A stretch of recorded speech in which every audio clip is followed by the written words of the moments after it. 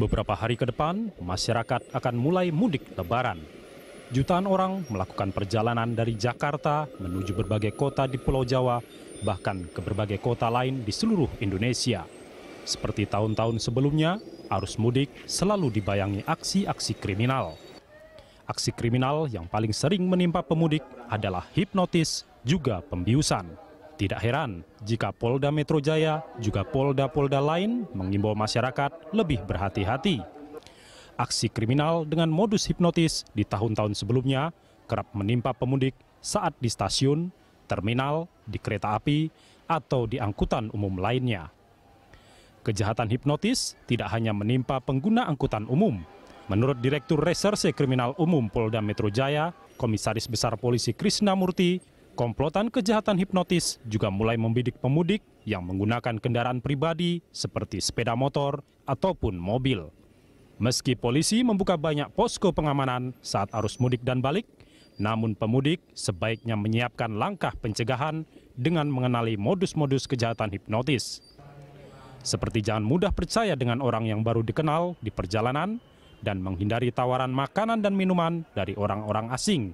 Intinya, selalu waspada agar tidak jadi korban kejahatan.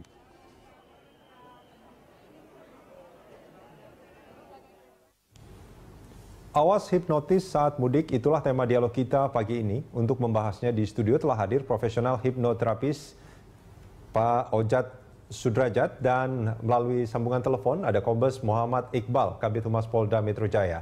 Pemirsa, kami juga mengundang Anda untuk memberikan komentar lewat SMS ke 0811-833-5551 atau melalui pesawat telepon di nomor 021-52900-308 atau 021-52900-311. Sebelum ke Mas Ojatsu, saya ke Pak Iqbal dulu. Pak Iqbal, selamat pagi Pak Iqbal. Selamat pagi, Mas. Ya, Pak Iqbal, ini kalau kita bicara soal kejahatan hipnotis, apakah sudah ada catatan selama Ramadan ini, Pak? Alhamdulillah, sampai saat ini belum ada kejahatan hipnotis.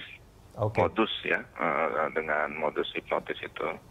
Kita sudah melakukan antisipasi sebelum Ramadan, himbauan berupa spanduk-spanduk, berupa door-to-door, dan juga melakukan peningkatan patroli pada ruang-ruang publik seperti stasiun, terminal, dan semua lokasi-lokasi yang rawan aksi-aksi hipnotis tersebut. Oke, tadi stasiun, terminal, mana lagi Pak? Stasiun, terminal, itu bus, kereta api, dan juga seluruh ruang publik lainnya seperti mall, perbelanjaan, begitu ya, pusat-pusat ekonomi lah. Itu menjadi lokasi-lokasi di mana biasanya kejahatan hipnotis terjadi, Pak ya? Betul. Dari catatan kami, memang tempat kejadian perkara, aksi-aksi hipnotis itu terjadi pada ruang publik. Pada ruang publik memang, dan biasanya ramai seperti itu? Betul, sangat ramai. Nah, momentum pada saat arus mudik dan balik nanti menjadi sasaran mereka. Karena selain ramai, terus juga konsentrasi masyarakat juga kadang-kadang terpecah. Nah, disitulah mereka memulai aksinya. Karena memang pelaku-pelaku itu mengambil kesempatan itu. Ada beberapa korban yang memang terpengaruh, tidak sadar. Mereka ditatap lama, begitu ya. Terus ditawarin minum, makan, dan sebagainya. Disitulah aksi-aksi mereka, modus-modus itu yang mereka lakukan dari catatan kami. Banyak juga pengungkapan kasus tahun-tahun lalu sudah kita lakukan, kelompok-kelompok itu sudah menjadi catatan kami dari kawan-kawan reserse, seluruh Polres dan Polsek-Polsek sudah memetakan kelompok-kelompok mana yang akan bermain. Mudah-mudahan kita dapat menekan kejahatan yang bermodus hipnotis ini, Mas. Oh iya Pak Iqbal, maaf kalau dikatakan tadi bahwa sudah ada semacam catatan, sudah ada semacam apa namanya, ya mungkin ini apa namanya informasi di kepolisian ada kelompok-kelompok. Artinya sebetulnya mereka tidak main sendiri. Yang pertama, pelaku itu pasti tidak sendiri dan orang-orangnya sudah diketahui. Ya, begini, jaringan kelompok hipnotis kita kan punya catatan. Orangnya, jaringannya itu-itu saja, dan tanpa menyudutkan ini ya, suatu suatu etnis atau kelompok, biasanya aksi-aksi hipnotisnya dilakukan oleh kelompok-kelompok yang berbadan hitam, tinggi ya seperti India begitu ya. Dan itu harus diwaspadai, Mas. Oke, Pak, itu biasanya mereka kalau berkelompok itu berapa orang, Pak, untuk melakukan kejahatannya, Pak? Sebenarnya mereka melakukan kejahatan 1-2 orang, tetapi kan ketika kita lakukan pemeriksaan, penguraian terhadap si tersangka, mereka banyak jaringannya, 1, 2, 3 orang itu mereka berkelompok. Ada yang melakukan aksinya di misalnya stasiun Jatinegara, ada yang melakukan aksinya di Senen, Pulau Gadung, dan sebagainya. Oke, Pak Iqbal, ini modus-modus yang dilakukan sama mereka seperti apa contohnya, Pak? Modus yang dilakukan oleh mereka melakukan komunikasi langsung.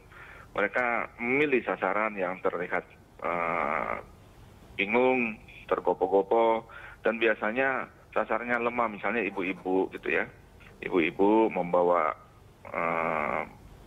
barang yang berat dan sebagainya. Mereka melakukan komunikasi, berpura-pura melakukan pertolongan atau bahkan bertanya. Nah itu mereka menatap terus biasanya juga memegang salah satu daripada tangan dan lain sebagainya, terus langsung melakukan aksinya. Nah sehingga korban menurut apa yang diperbuat oleh mereka. Oke. Bahkan semua perhiasan, semua barang diserahkan oleh korban kepada pelaku. Itu yang pertama. Yang kedua, modusnya adalah menawarkan minuman, makanan mungkin di bis, di kereta api, atau bahkan di terminal. Nah itu makanan-makanan tersebut juga ada yang modusnya dicampur oleh mereka. Obat bius seperti itu, Pak, ya? Iya, obat bius. Ya. Pak Iqbal, ini kalau tadi dikatakan modus-modusnya itu dengan cara komunikasi yang pertama memberi bantuan seolah-olah dia mencoba untuk membantu seperti itu ya. Terus ada katanya juga ada dengan cara menatap calon korban gitu, Pak, dengan melihat seperti itu ya. Betul. Mereka menatap, terus tatapannya lama, nah sehingga disitulah hipnotisnya berpengaruh. Nah sehingga kami menghimbau bagi masyarakat yang ingin mudik, kalau ada beberapa orang masyarakat yang melakukan hal itu, kita harus konsentrasi, jangan terlalu lama menatap. Dan himbauan ini juga kami lakukan, pemudik itu hindari kalau misalnya sendirian gitu ya. Apalagi ibu-ibu kalau bisa berdua, nah, sehingga kan satu bisa sadar, satu bisa menolong. Mayoritas kejadian tersebut menimpa pemudik yang satu, masyarakat bukan pemudik, masyarakat yang sedang melakukan kegiatan satu orang. Kalau 2 sampai 3 orang, mereka tidak akan memilih korban seperti itu. Oke, baik. Kalau dari karakter tadi yang pertama, kalau boleh saya simpulkan, pertama ibu-ibu dan biasanya dia sendiri, kemudian terlihat dalam keadaan bingung atau mungkin sedang buru-buru seperti itu ya? Betul.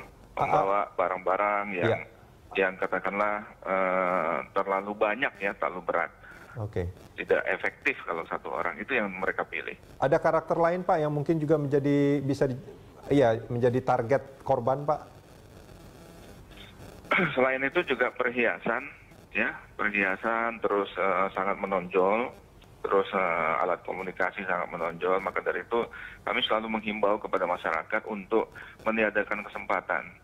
Jadi perhiasan dan perlengkapan tidak perlu ditonjol-tonjolkan. Kalau mudik ya sudahlah, mudik saja, nggak perlu pakai perhiasan, nggak perlu pakai handphone sampai 2-3, itu akan memancing pelaku-pelaku. Bukan hanya hipnotis, tetapi pelaku-pelaku lain dengan modus jambret dan lain sebagainya. Baik, Pak Iqbal, ini kalau kita melihat dari catatan kejahatan hipnotis di arus mudik dan arus balik di tahun kemarin, Pak, berapa banyak sebetulnya peristiwanya? Saya tidak begitu persis, maksudnya ini kan telepon baru 20 menit, tapi langsung saya telepon tadi ke Biro Operasi. Catatan tahun yang lalu ada sekitar 7 dengan modus hipnotis di jajaran Polda Metro Jaya itu tersebar di Jakarta Raya dan sekitarnya sampai Tangerang, Depok, Bekasi. Oke, ada 7 modus Pak ya? 7 modus ya, selama arus mudik balik ya, operasi ketupat. Ya, apa yang menjadi kesulitan bagi kepolisian untuk menangkap mereka? Apakah ada kesulitan Pak? Mayoritas kita ungkap itu Mas, mayoritas kita tertangkap itu, mayoritas, dan memang ada yang belum tertangkap. Maka dari itu di awal sudah kami sebutkan, kami sudah melakukan, kita sudah melakukan mapping terhadap pelaku-pelaku dengan berbagai modus pada saat operasi ketupat nanti bulan Ramadan ini, pengamanan bulan Ramadan terus sampai dengan pengamanan Idul Fitri. Dengan mapping kami melakukan pola pengamanan yang tepat untuk menekan angka kejahatan, termasuk dengan modus hipnotis ini. Baik, Pak Iqbal, Pak Iqbal, ya. Kalau boleh biar masyarakat juga lebih waspada lagi. Itu biasanya akan terjadi pada berapa lama sebelum Lebaran dan berapa lama setelah Lebaran biasanya, Pak? Atau kapan saja ini bisa terjadi sebetulnya? Saya kira yang paling bijak kita melakukan himbauan kepada masyarakat. Setiap hari masyarakat harus aware terhadap kejahatan, baik bermodus lain dan lebih khusus bermodus hipnotis ini. Terutama ya pada saat minggu-minggu ini dan ke depan. Pada saat sekarang kan kita sudah melihat ada peningkatan arus keluar kota. Masyarakat sudah mulai meninggalkan Jakarta. Terlihat dari volume kendaraan Jakarta sudah mulai mengecil, gitu ya. Terus kemacetan sudah mulai berkurang, dan juga di terminal dan stasiun sudah ada, walaupun masih belum begitu signifikan.